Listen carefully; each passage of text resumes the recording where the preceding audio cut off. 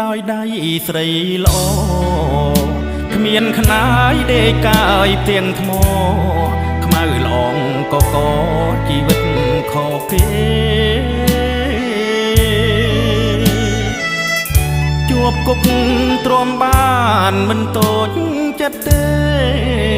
ធ្វើមកដាច់ច្រឡំភ្នែកស្នេហ៍ស្មានតែបាសនាពេញលាក់ខែណា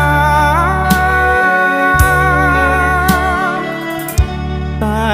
បើដឹងមុនថាជាការគេកុំថាឡើយព្រមចារីស្រោបមៀងទាំងល្អីក៏មិនត្រូវការ